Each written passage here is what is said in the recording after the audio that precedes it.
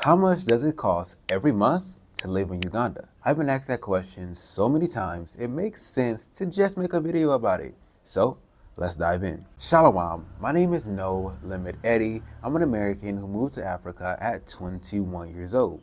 And I've documented the last 4 years of my journey right here on this YouTube channel to make your move to Africa even easier. If that sounds interesting to you, then drop a like on today's video. Now, for most people watching this video, their biggest expense in their life is either rent or mortgage.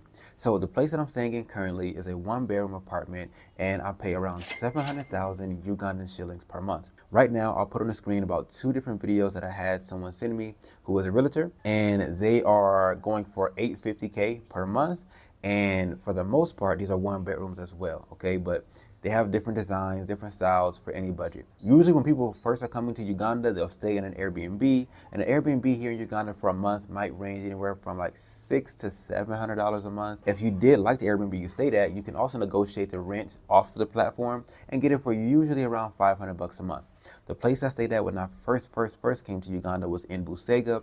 I'm still really good friends with the lady and her son today. So when I inquired about a long-term rental, I hit them up and they said they can give me the place for what will be like $450 per month, and it's fully furnished 2-bedroom apartment over in Busega. Last thing I want to say about renting here in Uganda is this. So if you want to rent a place long term, you're either going to do 1 month of rent and then 1 month security deposit, or a lot of people would like to get you to do 3 months up front. So basically 2 months security deposit plus 1 month of rent. Now, personally, I don't like the 3 months up front. I prefer to do 1 and 1. And if you push in negotiations, most of the time you can get that done. Let's talk about how much electricity is here in Uganda. So you actually need one of these to be able to pay your electricity here. This is a smart meter, I think they call it, but it's prepaid, okay? So you determine how much Ugandan shillings you want to load onto that meter, and then you load it on there, okay? Now, in essence, I would say on average, spend around 30,000 per month to use my electric meter. Now, the thing is, that number can vary quite drastically. Basically, like taxes. The more money you make, the more you get taxed. It's similar here. The more electricity you use, the more you pay for per unit of electricity, okay? Now, I would say in general, electricity in Uganda is relatively affordable. Of course, when you compare it to Egypt, it's still more expensive. No country, I'm telling you right now, no country is stepping to Egypt when it comes to cost of living for those who have US dollars. This is one of the things that actually has impressed me the most about the country of Uganda, and that is internet. You see, I actually got a company here in Uganda called Canal Box, and they actually give me unlimited internet. This is revolutionary, okay? Because in Tanzania, Egypt, even in Kenya, a lot of the places it's not truly unlimited. You're usually buying gigabytes, you're right? You're paying per GB.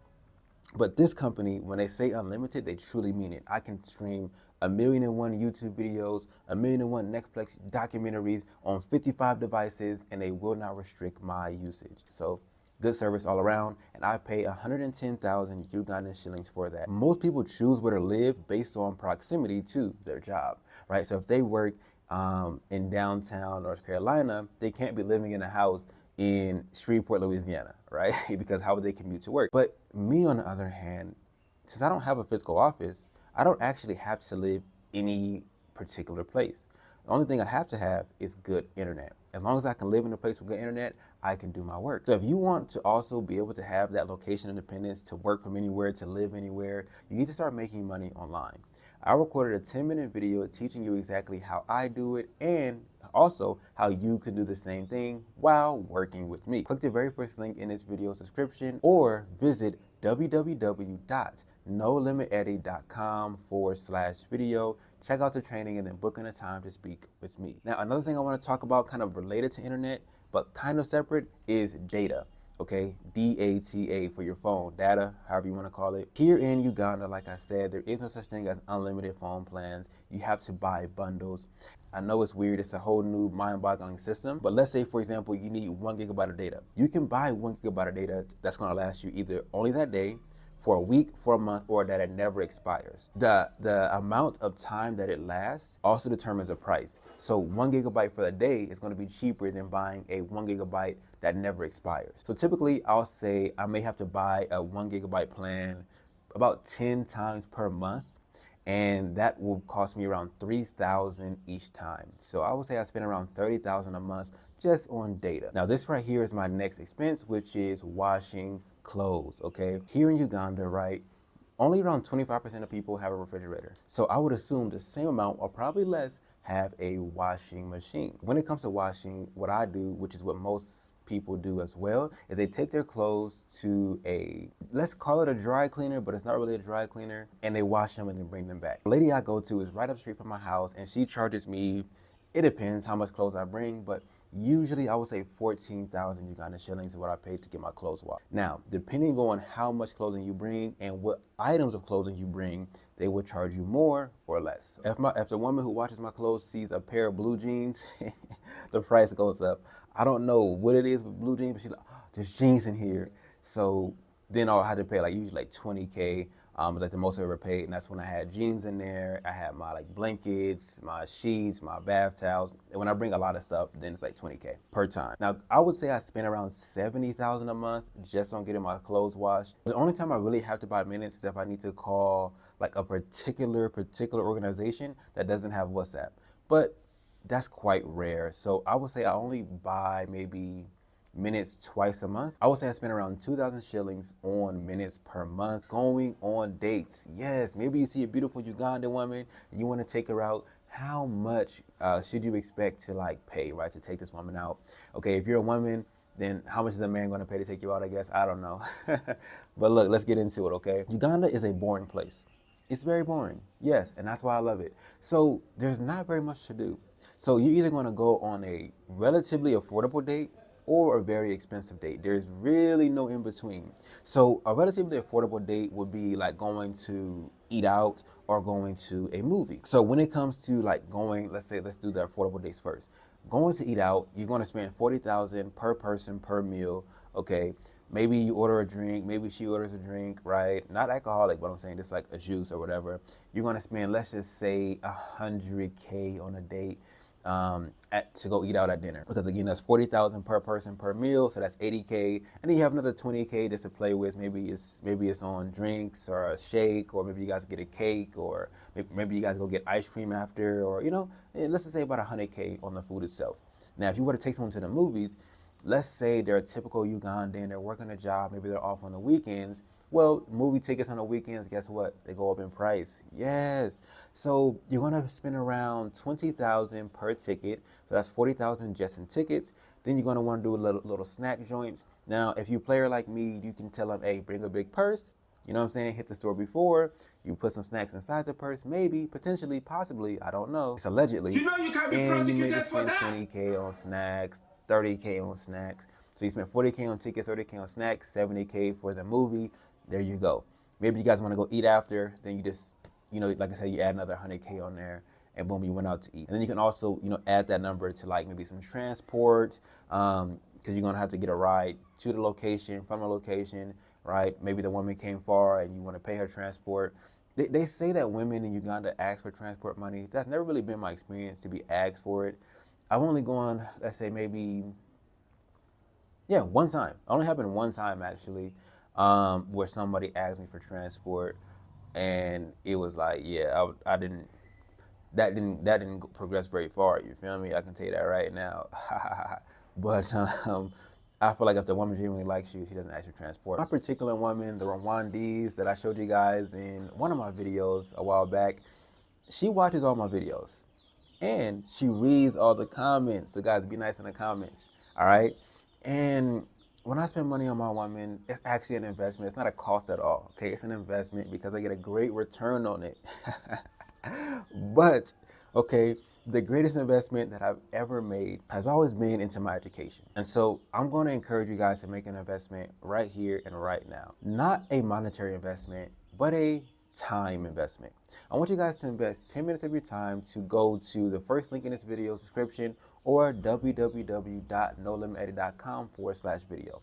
Okay, you're gonna watch a training that I put together. It's 10 minutes long, teaching you guys how I've been making money online while traveling the world. Now, after watching that video, and you feel like, okay, this is something you would like to actually like do and pursue, you can also book in a time to speak with me by clicking the green button on that page, and we can talk about the potential of us working together.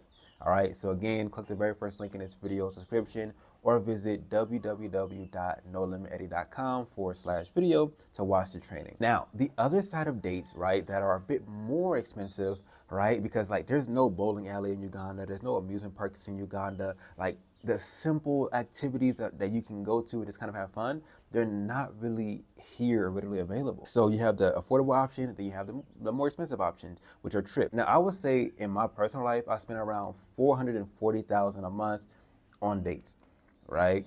She just comes over for the day or for the weekend, it's still gonna be 100,000. It just, the minimum, if you see a woman, it's gonna be 100K, right? That's what I can say. Because now you gotta buy food for 2 people, and then I'm always gonna like, I live pretty far from where she lives, so I'm always just gonna give her transport of at least like 50K. She'll probably spend 30K on transport, so I'll just send 50K just to give a little extra. So between the time you add the food and the transport, it's 100K, even if she just comes to hang out for a day. So let's move on to the final category, which is transportation. This right here, I'm gonna say Uganda actually has the most expensive transportation in any country I've ever been to. Egypt was cheaper, Kenya was cheaper, Tanzania is way cheaper, South Africa is cheaper and better quality. Uganda's transportation is very expensive, and I don't even know why. Now, usually when I go places, I take a boda, which is a motorcycle taxi. I'm not gonna try to say, right, that it's just ungodly levels of expensive, but it's like the quality doesn't match the price. That's what I can say. Because a lot of times the roads are very bumpy, lots of speed bumps, lots of random puddles of water, right? Like by the time you get off the bike, your back is kind of hurting and all kind of stuff like that. And so usually I'd say if I go from where I am to the city, like I said, I live a bit far, I'm gonna spend usually 20,000 shillings on like to go there and come back. That's like the minimum. It can be more, right? Like it could easily creep up to 25 to 30,000 just to go to the city and come back. And the traffic is pretty intense in Kampala, people know that. And so boaters are usually a lot better. Now, if I want to get a car, for an example, cars are also kind of expensive in Uganda. I feel like cars might actually be a better deal than a boater sometimes, just because you at least get to sit back and relax. But then you end up getting stuck in traffic, and that kind of becomes the issue. So I don't even have a set amount I pay for transport because it depends on how often I'm going to the city. But just know a singular trip to the city will cost 20 to 30,000. We can just say 25, and maybe I make, let's just say twice a week I go down to the city. So that'll be 50K a week. So like, let's say 200,000 a month on transport.